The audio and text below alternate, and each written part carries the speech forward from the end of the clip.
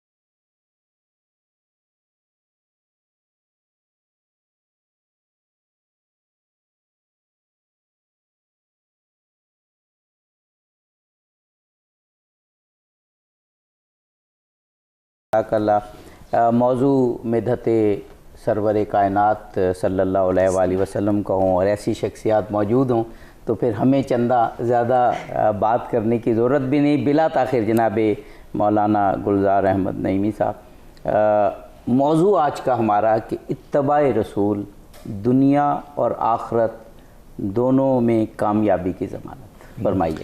بسم اللہ الرحمن الرحیم۔ عابدی صاحب بہت شکریہ، اور میں بھی اپنے برادر مکرم جناب مولانا سید ظہیر الحسن نقوی صاحب کو اسلام آباد میں پاکستان میں خوش آمدید بھی کہتے ہیں، اور ہماری آج کی بڑی خوش قسمتی ہے کہ آج اس پروگرام میں آپ جو ہے وہ تشریف فرمائیں۔ شرق سے لے کر غرب تک آپ جو ہے وہ ایک پازیٹیو چہرہ ہیں ملک پاکستان کا اور دین اسلام کا، بڑے پازیٹیولی اپنے میسیجز جو ہے وہ دیتے ہیں، تو آج ہم ان سے استفادہ کریں گے۔ میں تو کم بولوں گا، ان سے کوشش کریں گے کہ گفتگو ویسے یہ ہے کہ آپ بھی کم آتے ہیں، آپ کی مصروفیات بہت ہیں۔ آج آپ آن ایئر وعدہ کر دیں کہ سچ ٹی وی جب بھی بلائے گا آپ آئیں گے، کیونکہ آپ کے بھی ماشاءاللہ مصروفیات۔ جناب مولانا ظہیر الحسن نقوی صاحب، آپ کی اجازت سے اگر آپ سے بھی ہم استفادہ کرنا چاہیں گے، لیکن نعیمی صاحب سے بھی انشاءاللہ ضرور ہم گفتگو کریں گے۔ موضوع میرا خیال ہے آپ اپنی وضاحت ہے، کوئی اور رائے ہو نہیں سکتی جب اتباع رسول اللہ کی بات ہو، تو اس کے بعد کوئی کہہ نہیں سکتا کہ کیا دنیا میں کامیابی نہیں ہوگی، کیا آخرت میں نہیں ہوگی، یہ تو ہونا ہی ہے، لازم ہے۔ فرمائیے گا۔ عابدی صاحب بہت بہت شکریہ آپ کا، اور سچ ٹی وی کی ٹیم کا، مینجمنٹ کا بہت بہت شکریہ۔ اللہ رب العزت، آپ کا شکریہ، آپ تشریف۔ اللہ رب العزت ہم سب کو یہ عشرۂ شان رسالت مصطفیٰ صلی اللہ علیہ وآلہ وسلم مبارک کرے، جہاں پر پوری کائنات اس وقت جو ہے وہ جشن منا رہی ہے اور رحمات و برکات الہی کو سمیٹ رہی ہے۔ اللہ کرے کہ ہم اپنی اوقات سے اور اپنے ظرف سے بڑھ کر رحمات اور برکات کو سمیٹ سکیں رحمت للعالمین کے صدقہ میں۔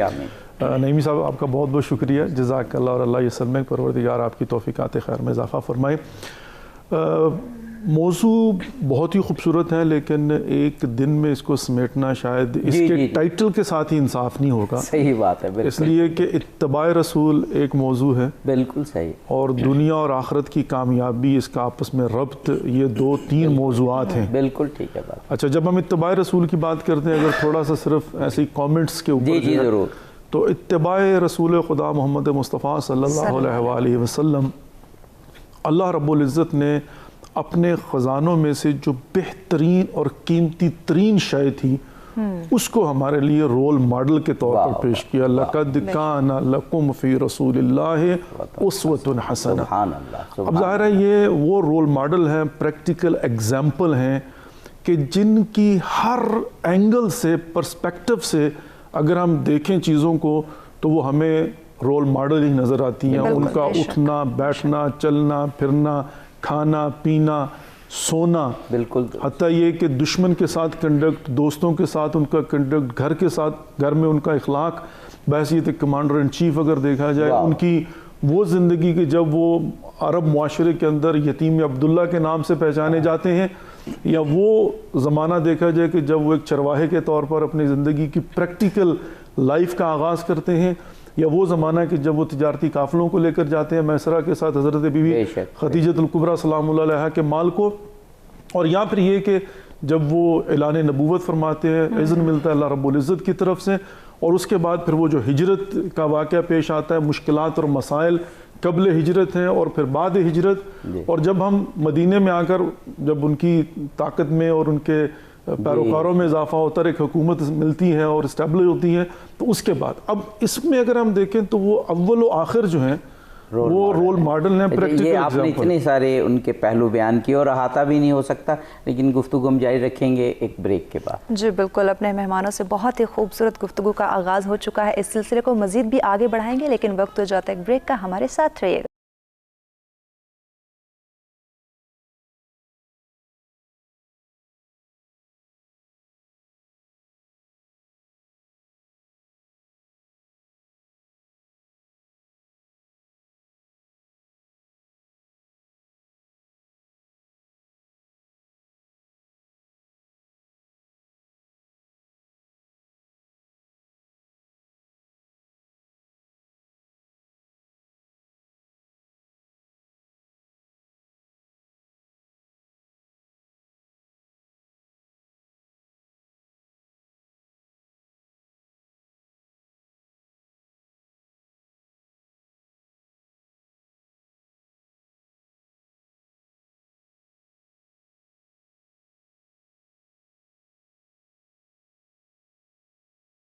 خوش آمدید. اپنے مہمانوں سے بہت ہی خوبصورت گفتگو کا آغاز ہو چکا ہے. عابدی صاحب. جی جناب مولانا سید ظہیر الحسن نقوی صاحب رسول پاک کی زندگی کے وہ خوبصورت پہلو بیان کر رہے تھے کہ جن کو ہمیں دیکھنا ہے، جن کی تقلید کرنی ہے، جن کو رول ماڈل بنانا ہے. جی تو میں عرض کر رہا تھا کہ اب ایک تو یہ موضوع ہو گیا کہ ہم دیکھیں کہ کون سا کنڈکٹ ہے نبی پاک محمد مصطفیٰ صلی اللہ علیہ وآلہ وسلم کا، کہ جس میں وہ ہمیں ہر طرح سے، حتیٰ یہ کہ جب وہ یتیم عبداللہ کے نام سے جانے جاتے ہیں تو اسی زمانے میں صادق الامین کا ٹائٹل کفار اور مشرکین سی زبان سے حاصل کرتے ہیں. اچھا پھر وہ مرحلہ بمرحلہ، اب جب ہم ایک پہلو کو دیکھ لیتے ہیں تو پھر اگلا پہلو جو ہے، اگلا اس کا پہلو یہ ہوتا ہے کہ ہم جب اتباع کی بات کرتے ہیں تو کون سا پرسپیکٹیو اور اینگل. اب اس میں کردار رسول خدا محمد مصطفیٰ صلی اللہ علیہ وسلم، گفتار رسول خدا محمد مصطفیٰ صلی اللہ علیہ وسلم، اور رسول استنباط کو اگر سامنے رکھا جائے تو جہاں پر کہتے ہیں کہ جو سکوت معصوم ہوتا ہے وہ بھی رضایت ہے. اب یہ حجت خدا ہیں، ایک پیکج ہیں، تو ان کا ہر پہلو اور ہر اینگل، یعنی حتیٰ ان کا جو سانس لینا ہے، ان کا جو نگاہ کرنا ہے، حتیٰ ان کے ساتھ نجوہ کرنے کے متعلق جو ہے وہ اللہ رب العزت نے جو ہے نا پورے کا پورا پروٹوکول اور ایٹیکیٹ جو ہے نا اس کا واضح کیا ہوا ہے. ایک قدم ان سے آگے نہیں جا سکتے، ان سے پیچھے نہیں رہ سکتے، گفتگو کرنے کا ان کو عام لوگوں کی طرف بھلا نہیں سکتے، ان کا ایک پروٹوکول ہے، ان کا ایک اپنا جو ہے نا وہ. اچھا اب یہ ہو گیا ایک دوسرا موضوع کہ ہم پہلے جو ہے نا یہ دیکھیں کہ خود اتباع رسول پوری کی پوری زندگی اور ایک بحر اقیانوس ہے. پھر ہم دیکھتے ہیں کہ وہاں پر جا کر کس پرسپیکٹیو اور اینگل کو. اچھا اب ہم جب تیسرے مرحلے میں آتے ہیں دنیا اور آخرت کی کامیابی، تو میں صرف اس کی اوپننگ میں اتنی سی بات کروں گا کہ یہاں پر جس طرح کہ اللہ رب العزت نے قرآن پاک میں ارشاد فرمایا تبارک الذی بیدہ الملک وہو علی کل شیء قدیر الذی خلق الموت والحیات لیبلوکم ایکم احسن عملا. اب موت اور حیات، یہاں پر بحث شروع ہوتی ہے کہ موت پہلے ہے یا حیات پہلے ہے. صحیح بات، تو بڑا مشکل ہو جاتا ہے، لیکن پتہ چلتا ہے کہ موت و حیات ایک پیکج ہے. موت کے بغیر حیات کا تصور ممکن نہیں ہے، حیات کے بغیر موت کا تصور ممکن. اسی طریقے سے جب ہم کامیابی کی بات کرتے ہیں تو اگرچہ موضوع دین اور آخرت، دنیا اور آخرت، معذرت کے ساتھ دنیا اور آخرت، اب لگتا تو یہ ہے کہ بعض اوقات لوگوں کے ذہنوں میں کہ دنیاوی کامیابی اس کے لیے کوئی دنیاوی رول ماڈل ہوگا. جی جی بالکل بالکل. بڑھیا انسان کہتا ہے کہ مطلب سپورٹس کے اندر فار ایگزامپل، پولیٹکس کے اندر فار ایگزامپل، اقتصاد کے اندر فار ایگزامپل، اب ظاہر ہے جنگ کے اندر تو انسان کہے گا کہ میرا جو ہے نا کوئی واریر جو ہے نا میرا رول ماڈل ہے. صحیح. اچھا یہ ہو جائے گا. جب آخرت کی بات آتی ہے تو پھر یہ لوگ یہ سمجھتے ہیں کہ زہد، تقوی، پرہیزگاری ٹو دی ایکسٹینڈ کہ تارک دنیا ہونا، کہ جس کا دنیا سے کوئی تعلق نہیں ہے، دنیاوی کامیابی سے کوئی تعلق نہیں ہے. آخرت کا مطلب ہی جو ہے نا وہ یہ ہے کہ کارنر میں جا کر کہیں پر بیٹھ جائیں. تو جب ہم بات کرتے ہیں دنیا اور آخرت تو ایک تو مسکنسیپشن جو ہے نا وہ یہاں پر آ کر کریٹ ہوتی ہے. اب نبی پاک محمد مصطفیٰ صلی اللہ علیہ وآلہ وسلم fits for both in a sense کہ نمبر ون یہاں پر ہمیں وہ کہتے ہیں نا ون ونڈو شاپنگ، جی جی جی، یہاں کہیں اور جانے کی ضرورت نہیں ہے. کردار ہمیں پورا ایک شخصیت ہے اور پوری کائنات کے اوپر دنیا اور آخرت پر احاطے کیے ہوئے. اسی سے متعلق ایک بات کرنا چاہوں گا کیونکہ وقفے پہ بھی ہمیں جانا ہے، لیکن میں چاہ رہا ہوں جناب مولانا گلزار احمد نعیمی صاحب سے جو آپ نے بات کی ہے نا اسی کو تھوڑا ایکسٹینڈ کر کے، یا تھوڑا کیا کہنا چاہیے، بڑا ڈائریکٹ کویشچن.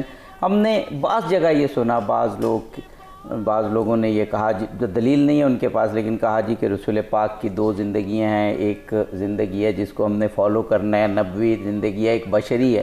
لیکن جو کانسیپٹ ہمیں دیا گیا علماء اکرام نے، اور خاص طور پر آج بڑی خوبصورت وضاحت کی مولانا صاحب نے، اس کے تحت تو ایک ایک لمحہ رول ماڈل ہے. ہم اس کو مختلف سانچوں میں خانوں میں نہیں بانٹ سکتے.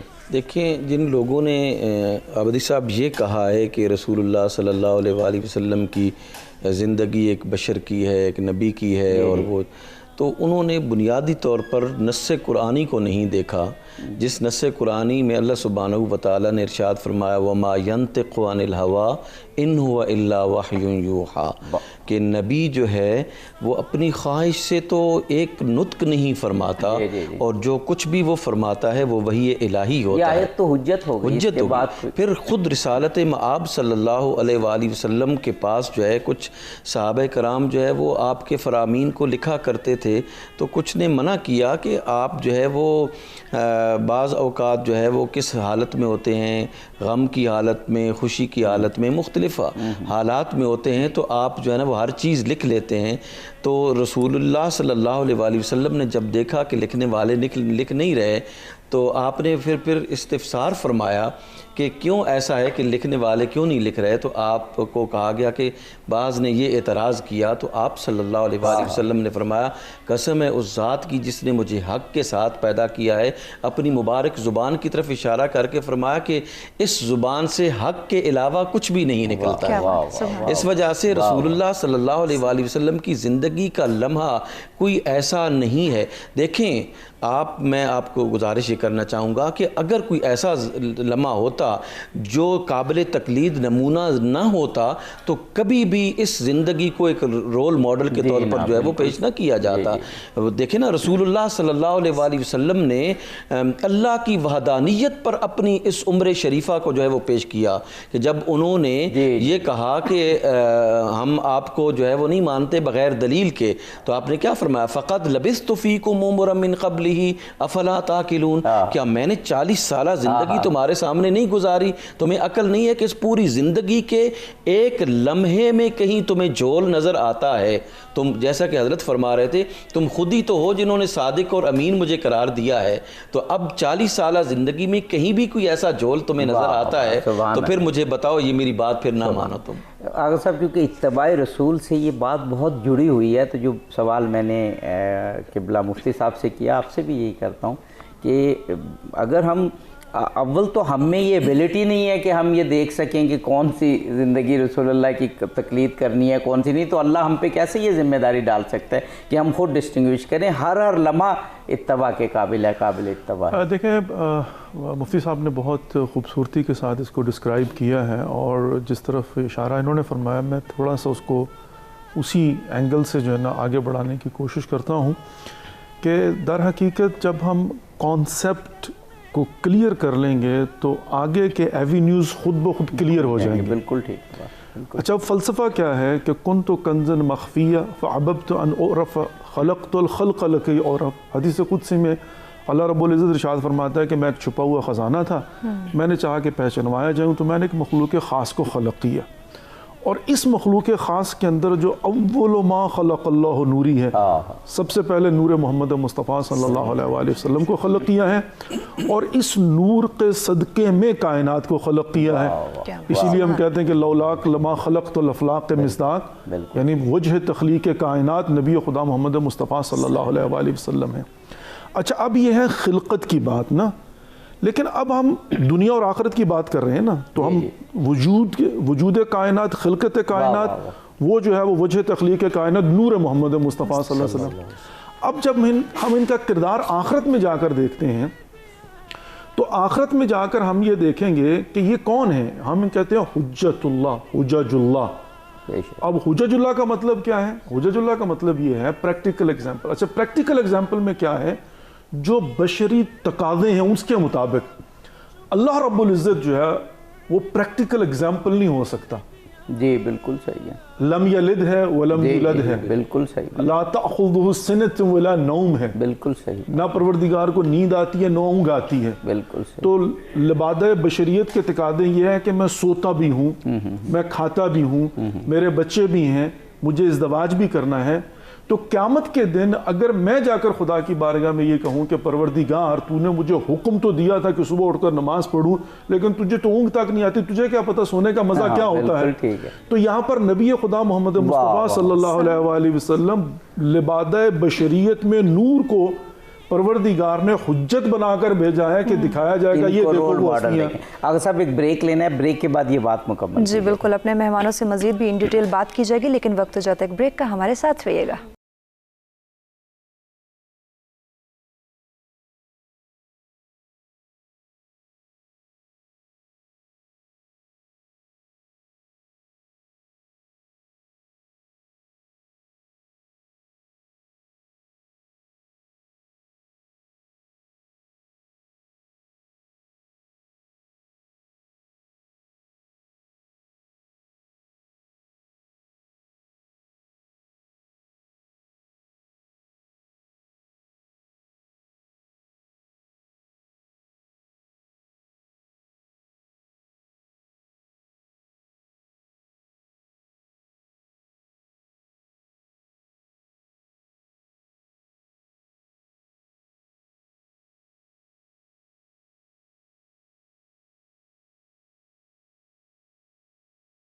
خوش آمدید. جی عابدی صاحب. جی رسول پاک کی پوری زندگی ہمارے لیے نمونہ. دونوں علماء کرام کیا خوبصورت دلائل پیش کر رہے ہیں. اور جناب مولانا صاحب وقفے سے قبل آپ. جی تو میں عابدی صاحب عرض یہ کر رہا تھا کہ خود نبی خدا محمد مصطفیٰ صلی اللہ علیہ وآلہ وسلم نور ہیں اور وہ ایک الگ مقام ہے، لیکن چونکہ ان کو بشریت کے لیے رول ماڈل بنا کر بھیجا ہے تو لبادہ بشریت میں اب یہ پیکج جو ہے نا وہ نور اور بشر کا، قُلْ إِنَّمَا أَنَا بَشْرٌ مِثْلُكُمْ يُوحَىٰ إِلَيَّ، یہ کامل ہمارے لیے ایک نمونہ حیات ہے. اب اس کے بعد تیسری کیٹیگری نہ قرآن میں ہے نہ حدیث میں ہے کہ ہم کہیں کہ نہیں ایک تیسری کیٹیگری بھی ہے کہ لبادہ بشریت کے اندر اب اس کو کیٹیگرائز کر دیا جائے کہ ایک حصہ ان کی نبوت کا اور دوسرا ایک ان کی عصمت کا، اور یہ نہیں ہو سکتا نا، یہ ممکن نہیں ہے. بالکل صحیح. ویلا پھر جو ہے نا اس کے اندر بہت سارے خلل جو ہے نا وہ پیدا ہو جاتے ہیں. خود ہماری فہم ہم سمجھ پائیں گے کہ اس وقت وہ جو عمل کر رہے ہیں وہ کون سی کیٹیگری میں ہے. تو اس کو تو آؤٹ آف کوسچن ہم جو ہے رکھتے ہیں. یہاں پر آتے ہیں کہ جس طرح سے مفتی صاحب نے فرمایا وَمَا يَنْطِقُ عَنِ الْهَوَىٰ إِنْ هُوَ إِلَّا وَحْيٌ يُوحَىٰ، اور پھر وَمَا أَتَاكُمُ الرَّسُولُ فَخُذُوهُ، جو میرا رسول تمہیں دے اسے لو. مَن يُطِعِ الرَّسُولَ فَقَدْ أَطَاعَ اللَّهَ.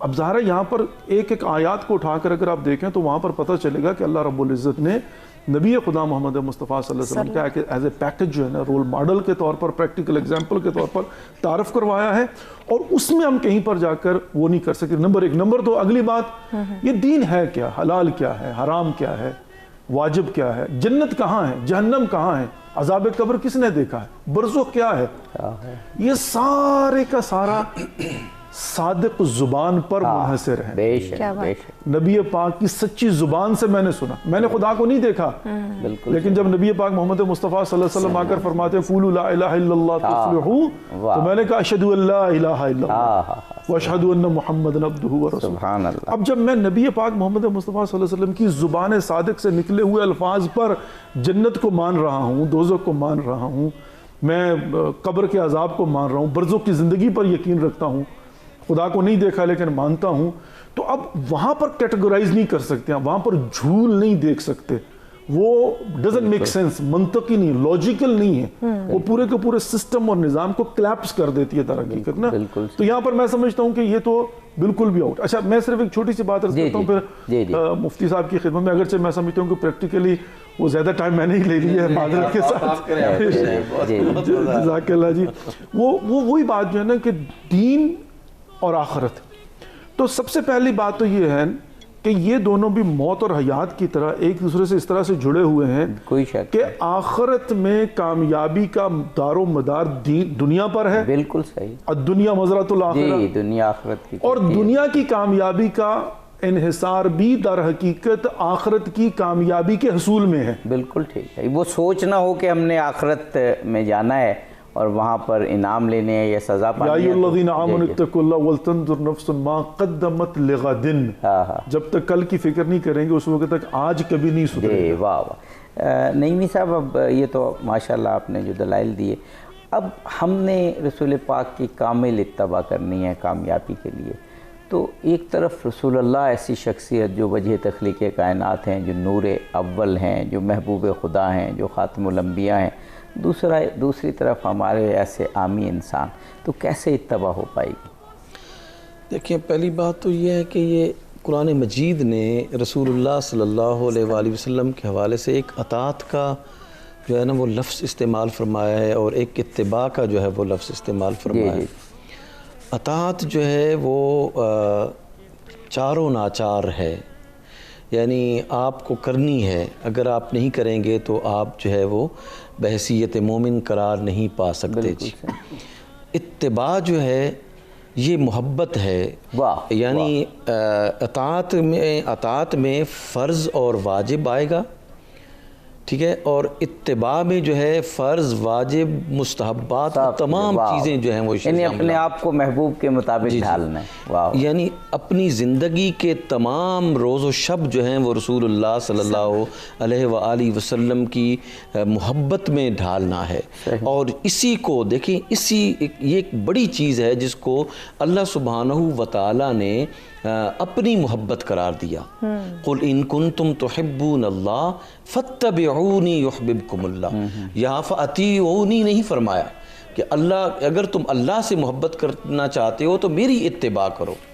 جب کفار نے یہ کہا کہ ہم بتوں کی عبادت بھی تو اللہ کی محبت کی وجہ سے کرتے ہیں، یہودیوں نے یہ کہا کہ ہم بھی اللہ سے جو ہے وہ محبت کرتے ہیں، عیسائیوں نے کہا ہم بھی اللہ سے محبت کرتے ہیں، تو اللہ سبحانہ و تعالیٰ نے فرمایا کہ محبت کا جو طریقہ یہ ہے وہ یہ ہے کہ محبت اس کی قابل قبول ہوگی جو میرے رسول سے محبت کرے گا. فاتبعونی یحببکم اللہ. اگر تم میری اتباع کرو گے تو اللہ تم سے جو ہے وہ محبت فرمائے گا. خوبصورت بات. یہ جو سلسلہ ہے محبت کا، یہ محبت کا سلسلہ انسان کو جو ہے وہ آگے لے کے جاتا ہے، اور اسی وجہ سے انسان کی کامیابی اور کامرانی جو ہے وہ ہوتی ہے. وہ یہ میں نے سوال اس لیے کیا تھا کہ ایک طرف تو ایک ایکسٹریم ہے نا کہ کہاں اتباع کرنی ہے کہاں نہیں، دوسری طرف یہ وہ کہتے ہیں ہم کیسے کریں وہ اتنی اعلیٰ اور فرشت سے، تو آپ نے فرمایا خود اللہ حکم دے رہا ہے.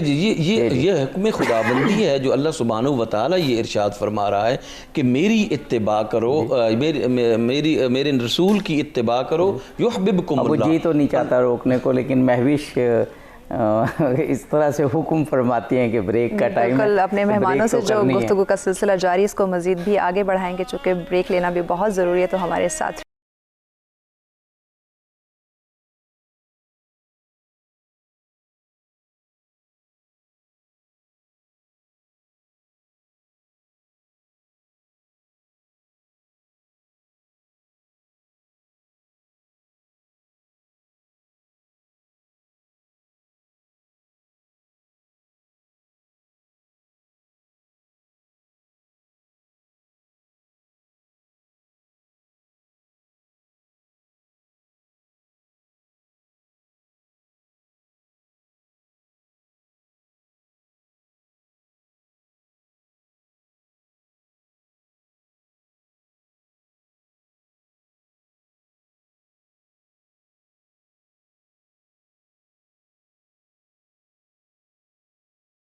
خوش آمدید. اسٹوڈیو میں مہمان ہمارے ساتھ موجود ہیں اور بہت ہی خوبصورت گفتگو کا سلسلہ ان کے ساتھ جاری ہے. جی عبدی صاحب. جی جناب مولانا مفتی گلزار احمد نعیمی صاحب اور جناب مولانا آغا ظہیر الحسن نقوی صاحب ہمارے ساتھ موجود ہیں. قبلہ نعیمی صاحب آپ اپنی بات مکمل کر لیجئے جو وقت سے اپنی گفتگو کا ایک حصہ جو ہے وہ کمپلیٹ کیا. آپ نے دوسرا کہا کہ ایک کنسیپٹ ڈیولپ ہوا ہے کہ ایک تو بہت گناہ گار ہیں اور اتنی بڑی ہستی کے ساتھ جو ہے بہت کہا جاتا ہے. جی دیکھیں محبت کے لیے کوئی پارسا ہونا جو ہے وہ ضروری نہیں ہے، اور کہ بالکل ہی انسان گناہوں سے جو ہے وہ پاک ہو کر جو ہے پھر ہی وہ سٹینڈرڈ گو کہ رسول اللہ کی ذات ایسی ہی ہیں کہ ان کے ساتھ ایسی ہی محبت کی جائے، اور محبت کا پھر تقاضا یہی ہے کہ کبائر و صغائر سے جو ہے وہ اجتناب کیا جائے جس حد تک ممکن ہے. لیکن رسول اللہ کی ذات کے ساتھ جو وہ محبت ہے وہ گناہگار زیادہ محبت کرتا ہے، اور رسول اللہ کی بھی محبت گناہگاروں سے زیادہ ہے. یہ احادیث کی روح سے میں جو ہے وہ عرض کر رہا ہوں. ایک صحابی نے آ کے عرض کیا کہ اللہ کے رسول قیامت کب آئے گی؟ تو آپ نے فرمایا کہ تو نے اس کے لیے تیار کیا کیا ہے قیامت کے لیے؟ تو صحابی عرض کرتے ہیں کہ میں اللہ اور اس کے رسول سے محبت کرتا ہوں.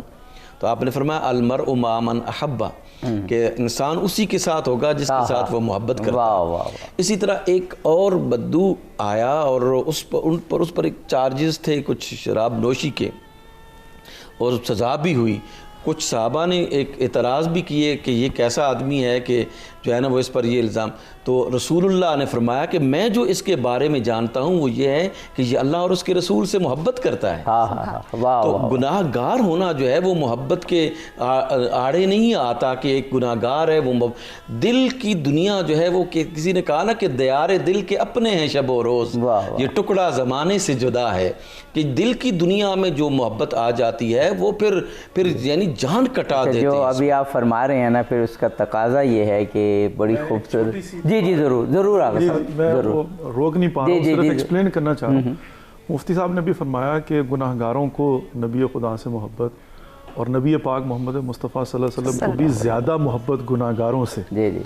در حقیقت میں سمجھتا ہوں کہ مفتی صاحب فرمانا یہ چاہ رہے ہیں کہ چونکہ محبت کا معیار اور ملاک پتہ چلتا ہے اظہار سے، تو نبی پاک محمد مصطفیٰ صلی اللہ علیہ وآلہ وسلم نے گناہگاروں کے لیے محبت کا اظہار زیادہ کیا. اس کی وجہ فکر کی وجہ سے نا, جیسے باپ جو ہے نا جو کماؤ پوت ہوتا ہے نا اس کی طرف سے بے فکر ہوتا ہے, جس کی طرف سے فکر مند ہوتا ہے اس کے لیے اظہار کرتا ہے. تو نبی پاک محمد مصطفیٰ صلی اللہ علیہ وسلم نے گناہگاروں کے لیے اظہار کیا ہے فکر کی وجہ سے. ویلا یہ نہیں ہے کہ ان سے محبت زیادہ تھی اور جو متقی پرہیزگار ان سے محبت نہیں. نہیں, بہت صحیح. اب وہ جب گناہ یہ تو سارے گناہگاروں کے شروع ہو جائیں گے گناہ کرنا نا کہ خدا ہم سے زیادہ محبت کرتے ہیں یہ. لیکن جب گناہگار بھی اپنی آخرت کا سوچتا ہے تو وسیلہ نبی و آل نبی کو پاتا ہے. تو بڑی خوبصورت سی نعت ہم سننا چاہیں گے اگر آپ اجازت دیں. بالکل جی بالکل. قاری محمد اشتیاق صاحب آپ سے گزارش ہے خوبصورت سی نعت رسول مقبول صلی اللہ علیہ وسلم کی سعادت حاصل کیجیے. بسم اللہ کریں.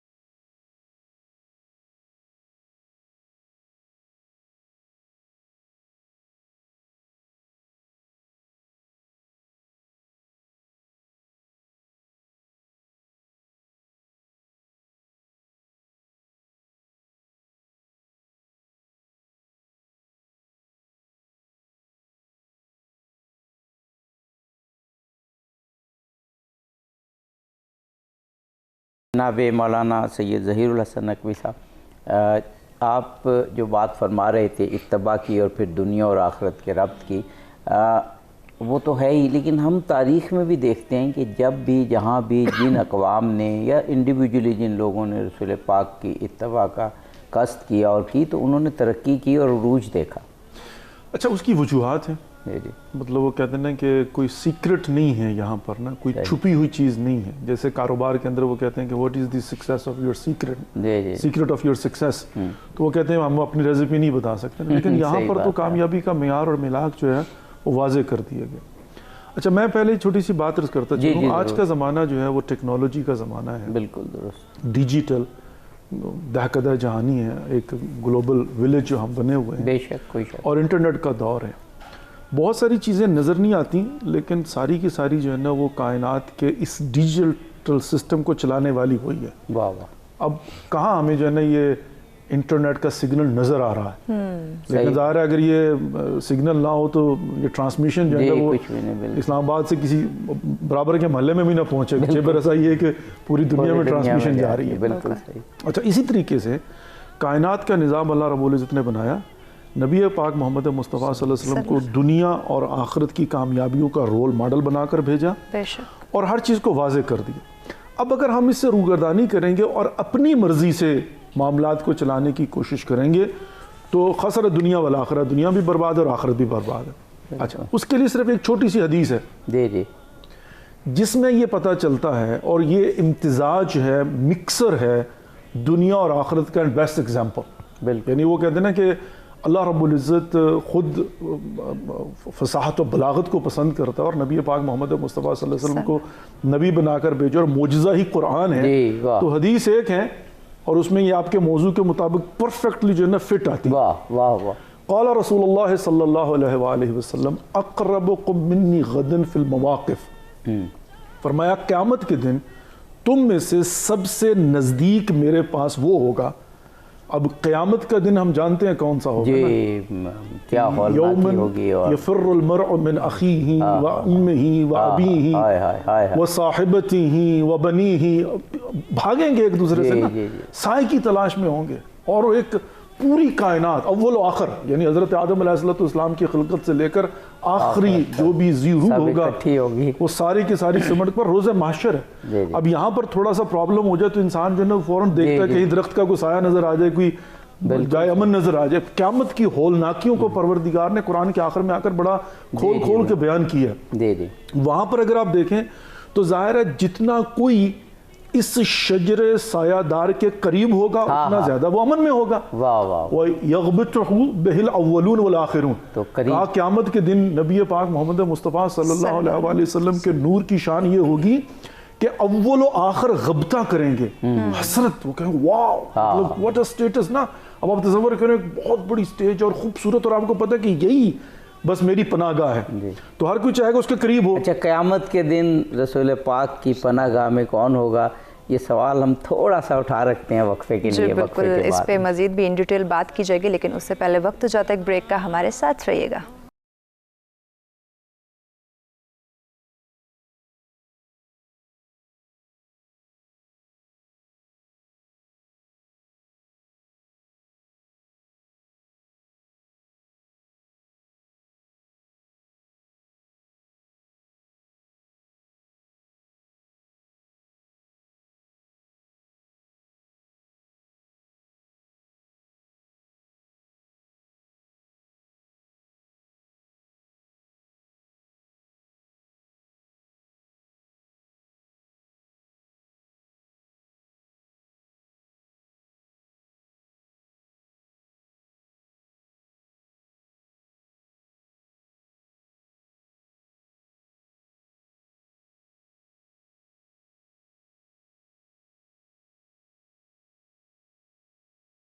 خوش آمدید. اپنے معزز مہمانوں سے بہت ہی خوبصورت گفتگو کا سلسلہ جاری ہے. جی جناب مولانا سید ظہیر الحسن نقوی صاحب قبلہ، وہ قیامت کی ہولناکی جس کو قرآن پاک نے بیان کیا ہے کہ کتنا سخت وقت ہوگا قیامت کا، اس میں رسول پاک کی شان اور ان لوگوں کا حوالہ اور ان کا رسول سے تعلق بیان فرما رہے ہیں کہ جو رسول کی اتباع کرتے ہیں.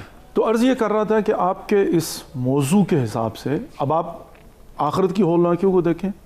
پناہ گاہ نبی خدا محمد مصطفیٰ صلی اللہ علیہ وآلہ وسلم ہے، وہی ظاہر ہے ہمارے لیے ایک امید کی کرن ہے. تو آخرت کی کامیابی، اب نبی پاک محمد مصطفیٰ صلی اللہ علیہ وسلم ارشاد فرماتے ہیں کہ اقربکم منی غدن فی المواقف، تم میں سے قیامت کے دن، کل کے دن میرے قریب کون ہوگا. اب ظاہر ہے آخرت کی کامیابی کیا کہ ہم نبی خدا کے قریب ہونا. تو لیکن آخرت کی کامیابی کا معیار کیا ہے یہ نبی خدا نے فرما دی. اب سنیے، نمبر ایک تو میں یہ بات عرض کروں گا کہ یہ پولیٹیشنز کے لیے بھی ہے، یہ بزنس کمیونٹی کے لیے بھی ہے، یہ ماں باپ کے لیے بھی ہے، یہ معلم کے لیے بھی ہے، یہ سپورٹس مین کے لیے بھی ہے. دنیا کا کوئی شعبہ ایسا نہیں، یہ عسکری قیادت کے لیے بھی ہے، یہ پولیس کے لیے بھی ہے. دنیا کا کوئی شعبہ ایسا نہیں ہے کہ جو یہ کہے کہ میں اس سے ایگزمپٹ ہوں. نمبر ایک. اور نمبر دو، اسی دنیا کے اندر کسی بھی شعبے میں کامیابی اور کامرانی کا در حقیقت معیار بھی یہی ہے. جو میں نے انٹرنیٹ کی مثال دی تھی کہ بعض اوقات ہم یہ سمجھتے ہیں کہ نہیں میں اس کے خلاف جا کر بھی کامیابی حاصل کر سکتا ہوں، لیکن ہمیں اندازہ نہیں ہوتا ہے کہ ہم خود جب ان چیزوں کو فالو نہیں کرتے تو خود اپنے سامنے رکاوٹوں کو کریٹ کر رہے ہوتے ہیں جن کو عبور کرنا ہمارے لیے ناممکن ہو جاتا ہے. صحیح بات، بالکل ٹھیک. لیکن وہ کریٹ میں کیسے آتے ہیں؟ اللہ رب العزت کی رحمت سے دوری اور وہ پورا کا پورا نظام کائنات جو نظر نہیں آتا. سنیے، فرمایا کہ اقربکم منی غدن فی المواقف، جو میرے نزدیک کل سب سے قریب ہوگا وہ کون ہوگا؟ اصدقاکم للحدیث، سب سے پہلا سچ بولنے والا۔ ہاں، واہ واہ واہ واہ۔ اب کون سا شعبہ ایسا ہے جس میں آپ کہیں سچ کی ضرورت نہیں ہے؟ اچھا جو جھوٹ بولتا ہے وہ کیا کرتا ہے؟ لعنت اللہ علی الکاذبین، سب سے پہلے تو لعنت خدا کو دعوت دیتا ہے، پھر وہ کہتا ہے میں بزنس میں کامیاب ہو جاؤں۔ یہ لعنت خدا ہی رکاوٹ بن جاتی ہے، اس دیوار کو کیسے پلانگیں گے؟ انسان کو سمجھ ہی نہیں آتی۔ صحیح بات۔ آپ کسی بھی شعبے میں چلے جائیں اور آپ چاہیں کیا کامیاب ہو جائیں، تو جب ایک اللہ رب العزت کی جو ہے نا وہ رحمت سے دوری آپ کے سامنے کھڑی ہو جاتی ہے، قرآن پاک لعنت اللہ علی الکاذبین، جھوٹوں پر خدا کی لعنت ہے۔ تو جو ہی انسان نے جھوٹ بولا، اچھا ادھر سے ناکامی کے خود اپنے لیے دروازے کھول لیے، اور ادھر سے کیا ہے کہ جو کامیابی ہے اگرچہ آخرت میں رب دیا ہے، لیکن اس کا معیار جو ہے نا دنیا کے اندر بھی اصدقاءکم، سب سے پہلے سچ بولنا۔ نمبر 2 وَأَدَاؤُكُمُ الْأَمَانَةَ، جو امانت میں خیانت نہیں کرتا، امانت کو واپس کرتا ہے۔ یہاں پر امانت میں خیانت سے مراد یہ نہیں کہ میں نے کوئی چیز مفتی صاحب نے مجھے $1,00,000 دیا اور کل کو میں مکر گیا، یہی نہیں ہے۔ آپ کو اگر کوئی پوسٹ دی گئی ہے، صحیح، آپ کو اگر کوئی اختیار دیا گیا ہے، آپ کے اگر ہاتھ میں قلم ہے اور وہ بھی امانت ہے، ووٹ امانت ہے۔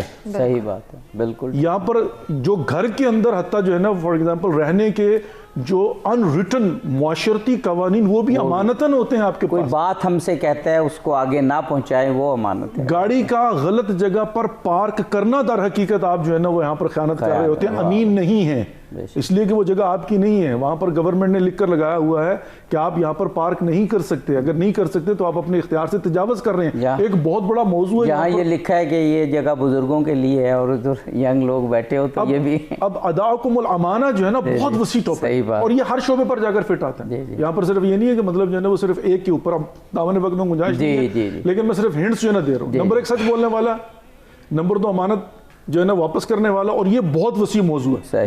یہ جوڈیشری سے لے کر پولیٹکس سے لے کر میڈیا سے لے کر ہر شعبے کے اندر جا کر جو ہے نا وہ فٹ آتا ہے، اس کو اگر بیٹھ کر جو ہے نا غور و فکر کریں۔ نمبر 2 نمبر 3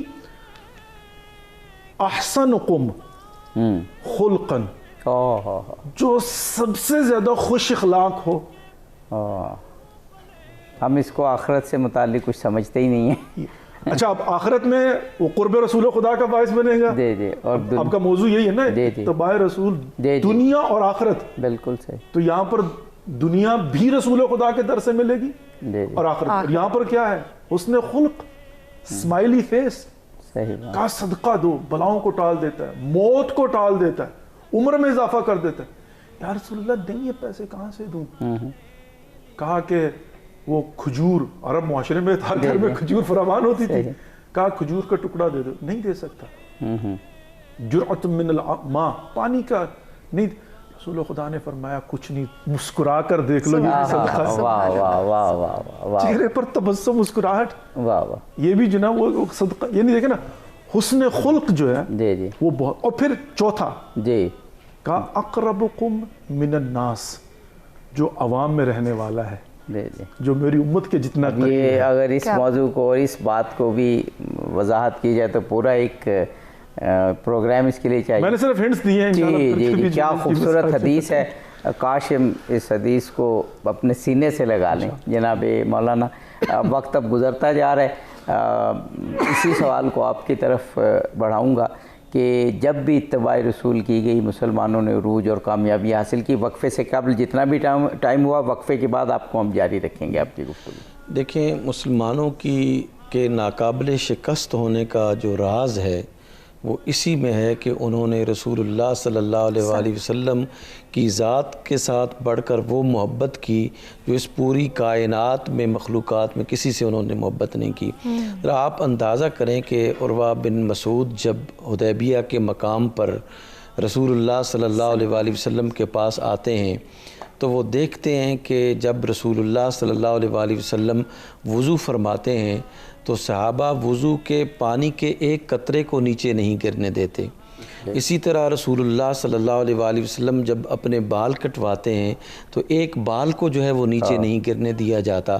اسی طرح دیگر تمام معمولات جو ہے وہ رسول اللہ صلی اللہ علیہ وآلہ وسلم جب فرماتے ہیں تو صحابہ کرام حلقہ بنائے جو ہے وہ کھڑے ہیں کہ رسول اللہ کی خدمت کے لیے جو ہے وہ ہم رسول اللہ کی شخصیت سے، آپ کی ہستی سے جس قدر محبت مسلمانوں نے کی اور جس قدر ان کی عزت و حرمت کا پاس رکھا، وہ بھی ناقابل بیان ہے، اور یہ اللہ ہی کی دین ہے. یہ بھی وقفے کے بعد یہ گفتگو جی بالکل اپنے مہمانوں کی اس گفتگو کے سلسلے کو مزید بھی آگے بڑھائیں گے. وقت ہو جاتا ہے ایک بریک کا، ہمارے ساتھ رہیے گا.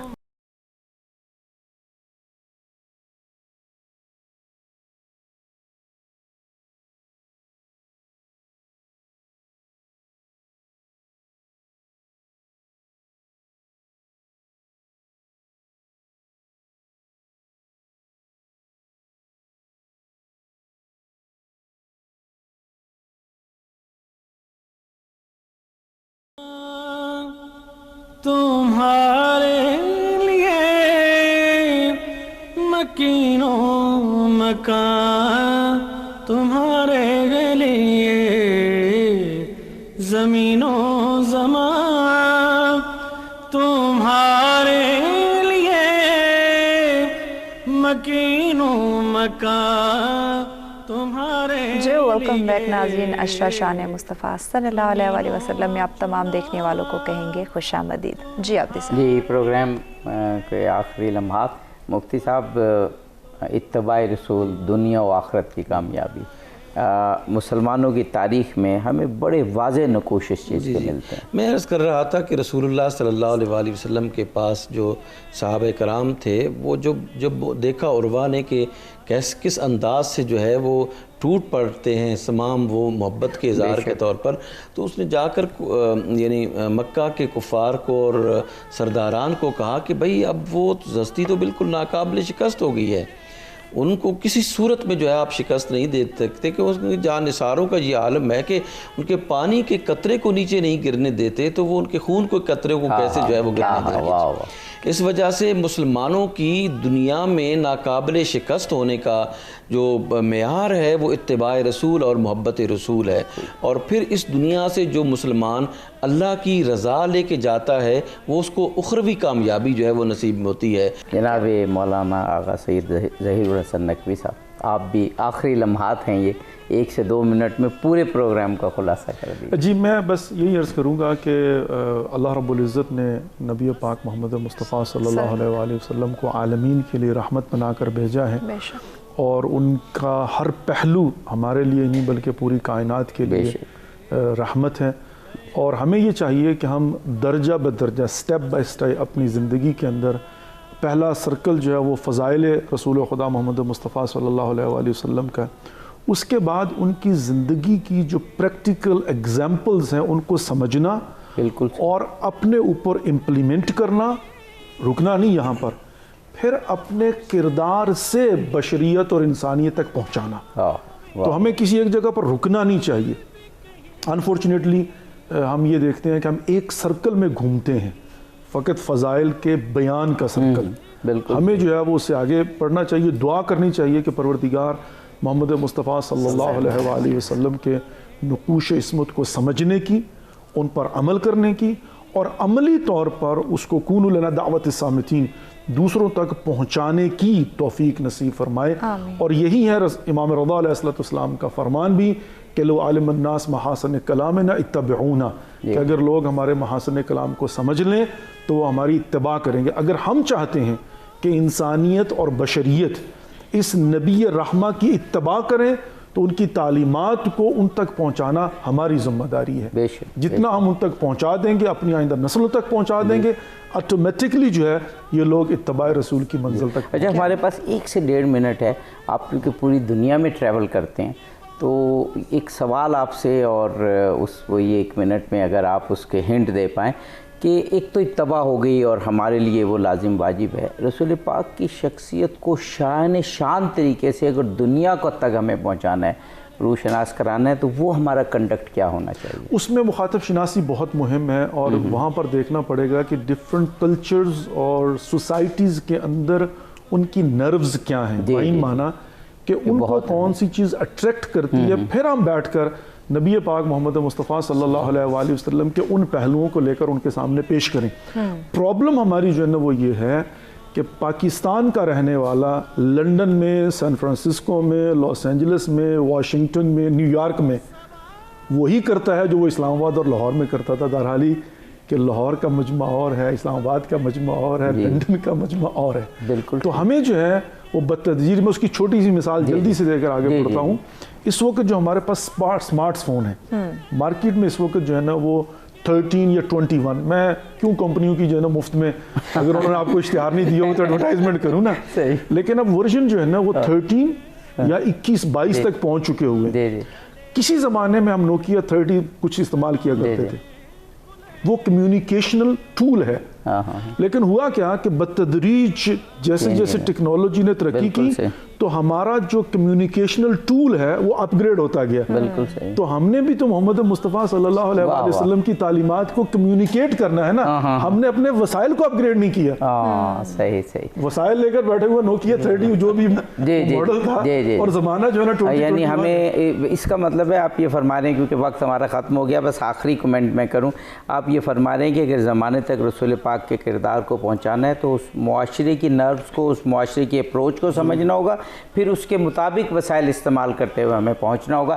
میرا بالکل پاکستان کے اندر بھی جو ہے طبقات کو اگر دیکھا جائے تو یہاں پر بھی ایک طبقہ ایسا ہے جس کے اندر تشنگی رہتی ہے، چونکہ ہم ان کے مائنڈز کو ان کے لیول کے اوپر ایڈریس نہیں کر پاتے۔ کاش کے پروگرام کا وقت اور ہوتا اور ایسی خوبصورت گفتگو، لیکن ہم یہ چاہیں گے مفتی صاحب سے بھی اور جناب مولانا آغا ظہیر الحسن نقوی صاحب سے بھی کہ جب بھی پاکستان آئیں تو ہمیں ایک پروگرام، کم از کم ایک پروگرام ضرور دیا کریں۔